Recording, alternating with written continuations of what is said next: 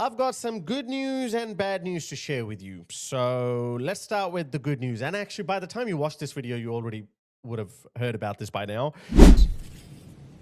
Every decision I've taken has been about putting the country I love first. That is why I will resign as leader of the Labour Party. I have spoken to His Majesty the King this morning to inform him of my decision. I will ask the National Executive Committee of the Labour Party to set out a timetable with nominations opening on the 9th of July and completed by the summer recess. And when I leave the biggest job in the country, I shall spend more time on the most important job, being the best husband I can to my fantastic wife, Vic, who has been a rock by my side through good times and bad, and being the best dad I can to my beautiful children, who are my pride and my joy. Thank you very much.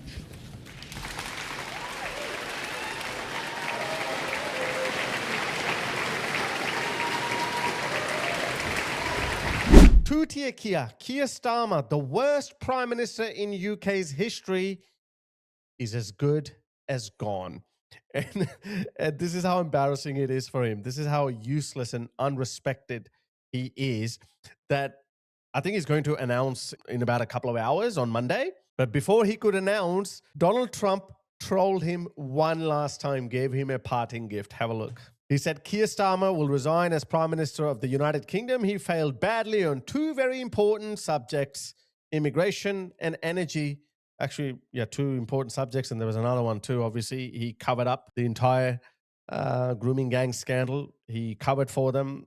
Oh my goodness. He's the worst Prime Minister in UK's history. So he's gone. That's good news. They expected to resign as soon as tomorrow amid growing pressure over his leadership and support within his party. The Observer writing, quote, "The Prime Minister is understood to have reached the conclusion that his position is no longer tenable after conversations in recent days. Starmer is under pressure to make his intentions clear before..." This guy squeezed as much as he could.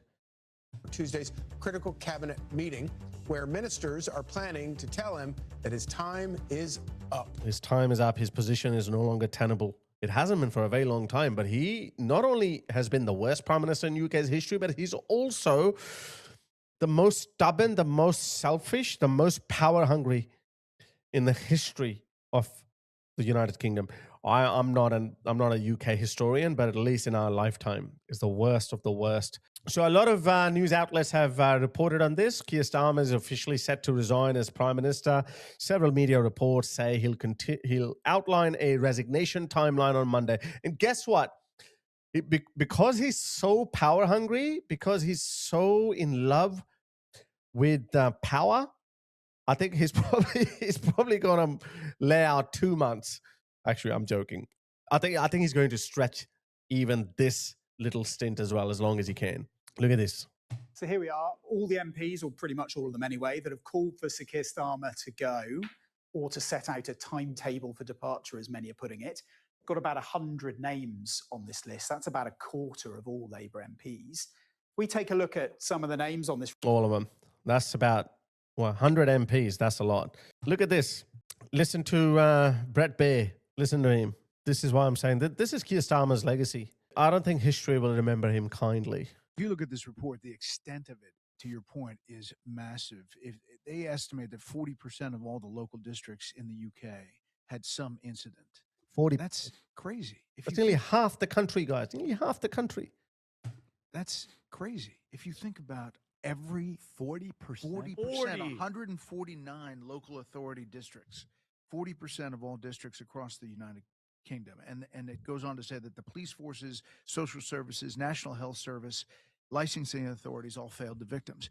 So when Elon Musk first got onto this, it coincided with the British Prime Minister being in town. And I had an interview with Keir Starmer at the Blair House. And I had a whole list of questions about the tariffs and the relationship with the U.S., and I went through all that. But I asked him specifically about this charge by Elon Musk about these rape gangs and how serious it was. And he said, "Oh, I've seen this. You know, it's we were investigating it. I think it's overblown. I mean, that was the messaging. You know, when he said he's investigating it, I think he personally blocked at least 2 requests for inquiry. Was that it's That's Keir Starmer. Yes, and I'll figure out the soundbite and I'll figure out how to pull it up. But See how he downplayed it? I can't believe how can anyone do this to their own people. Can't believe this. But anyway, so that's the good news, yeah? But the worst news, but the bad news is it's not over yet. The worst is not over. In fact, the worst is about to come. Keir Starmer has set a really low bar for premiership, and he's about to be replaced by Andy Burnham, who is even further to the left of Keir Starmer. So it's going to be even worse than what we've already experienced in the last 2 years. So this is why some people are actually saying that there might be an early election. Let's have a listen to Alex Armstrong. This is what he's saying. A snap general election is coming very soon. You're joking. Not another one? Oh yes, another one. Mark my words. Andy Burnham is, of course, now reportedly staging a coup against Keir Starmer and his own government's agenda. Burnham, who is set to steal the top job, didn't, of course, stand under the current Labour manifesto. He ripped it up and trashed the government's record during his own campaign, didn't he? Have a look here at his victory speech. Can you see any Labour branding? Many noticed a lack of the word Labour and, of course, Starmer in his campaign material too. That's assuming that he's a man of principle. So if he has previously not accepted Labour's manifesto, then I don't know. Look, I don't expect anything from these people. He might just ignore that and he might say, oh, well, I've still got 2.5 years, almost 3 years to go. Let's take advantage of it. And guess what? He is going to double down on the open border policy.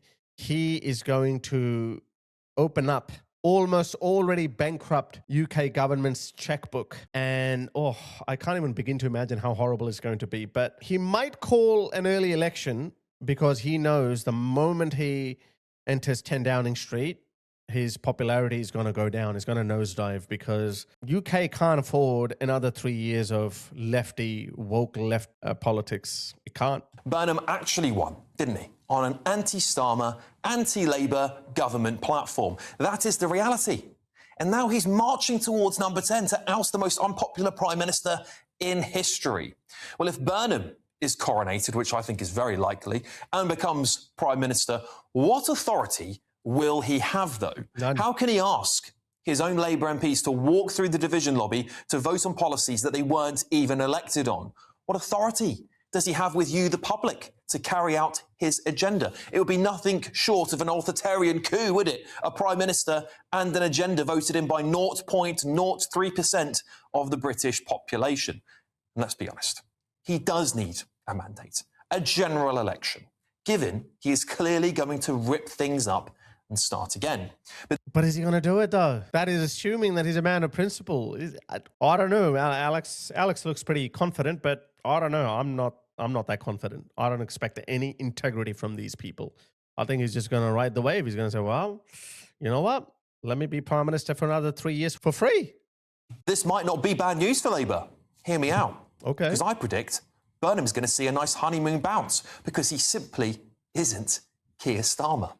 It's not going to last very long, though, in my opinion. No. Gordon Brown made the same mistake during his honeymoon period, and that led, inevitably, to his demise just a couple of years later. But why is this the right time for Andy Burnham to call a general election? Well, as you know, the right of British politics is currently in disarray. Restore Britain sucked up 8% of the vote in Makerfield. That is enough to stop Reform winning some of those key red wall marginal seats. And the Tories are down, but they are not out in their strongholds. And as we know, the left are great at holding their nose and voting tactically, something the right don't seem to want to do very much. Well, not now. Look, I don't think we should think that what happened in the Makerfield by-election is going to happen when there's going to be a general election. I think all 3 right-wing political parties will have to find a way to have some sort of an agreement when it comes to various constituencies. So would Andy Burnham lose seats? Yes, he would. Of course he would. But he might just win enough and convince the Lib Dems to join him in a cosy coalition.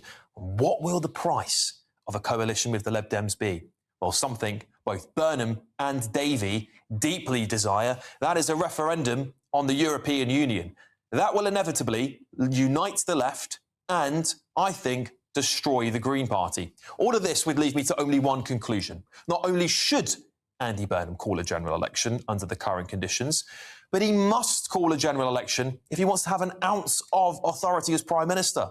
Let's not forget how the public punished Rishi Sunak for failing to do the same thing. So brace yourselves, because I think this is going to be the reality, a general election by May next year. But May next year, so we've still got another year. Oh, well. Well, there you have it. Let's celebrate Keir Starmer's ouster, but that celebration is not going to last very long because, as I said, UK's worst days are ahead of it. Andy Burnham, he's a far left-wing lunatic. He's even worse than Keir Starmer. I don't think things are going to get better under him, but that should give right-wing political parties enough time to strategize, to work out, settle their differences. And I think Rupert Lowe will come to some sort of an agreement with Nigel Farage. I think in the Makerfield by-election, Rupert Lowe had to make a statement to Nigel Farage that I'm not a nobody anymore. You try to, I don't know, whatever he tried to do to him. He got his guns confiscated and he was almost arrested. He got swatted because someone, Nigel Farage has already admitted that, I didn't agree with his mass deportation policy, which is very petty of Nigel Farage. But having said that, they're going to have to find a way to work together. And I think Rupert Lowe did that to make a point that I'm not a nobody anymore. I can seriously hurt you. If I don't win, I'm not going to let you win either. Therefore, respect my worth. So even if we're going to have an election in May 2027, that would still be 2 years premature. That should give conservative political parties, right-wing political parties enough time to work out their differences.